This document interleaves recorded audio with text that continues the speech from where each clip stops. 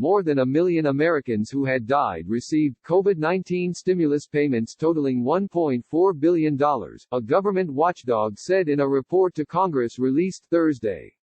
The finding is part of a sweeping review of the federal government's response to the COVID-19 pandemic by the Government Accountability Office, an independent nonpartisan congressional agency.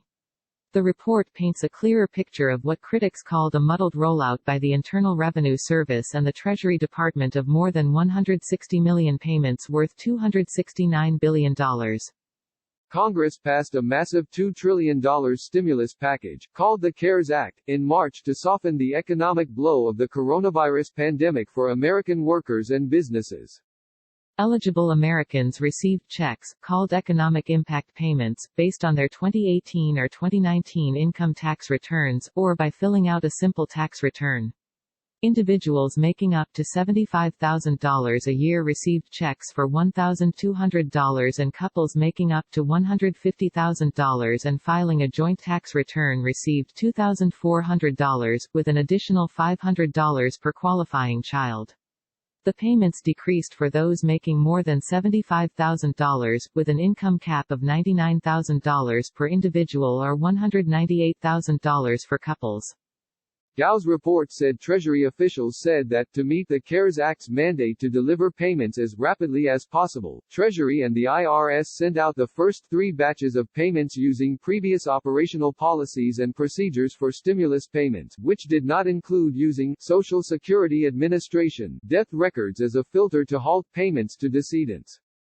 Gao also reported that IRS legal counsel had determined that the IRS did not have the legal authority to deny payments to those who filed a return for 2019, even if they were deceased at the time of payment, and had advised applying the same rules to recipients who had filed a 2018 return. There was an initial backlog when the IRS began sending the first round of payments, and relatives of dead Americans all over the country said they received coronavirus relief payments from the on behalf of the loved one.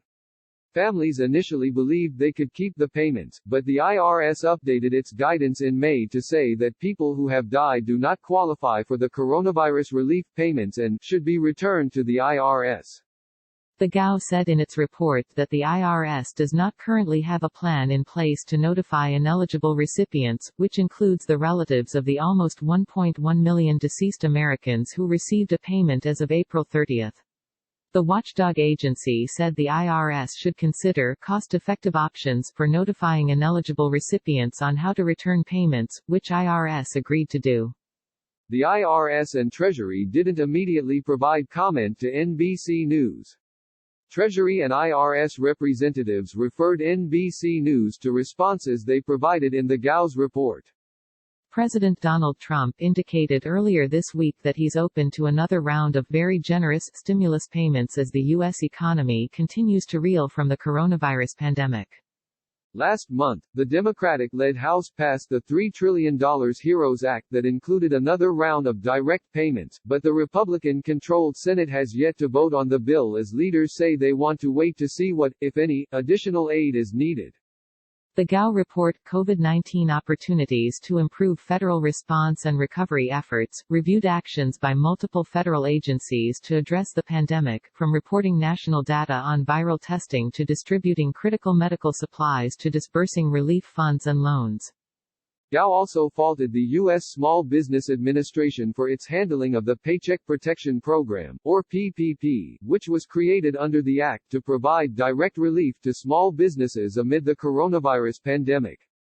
The program has faced criticism for providing aid to unintended recipients, such as large publicly traded companies. Many businesses around the country have also complained that they either could not tap into loans or did not receive adequate funds to keep their businesses afloat and their employees on the payroll. The Gao said the SBA is stonewalling collection of data to show detailed information regarding loan recipients. In a statement to NBC News, the SBA denied that it was withholding information.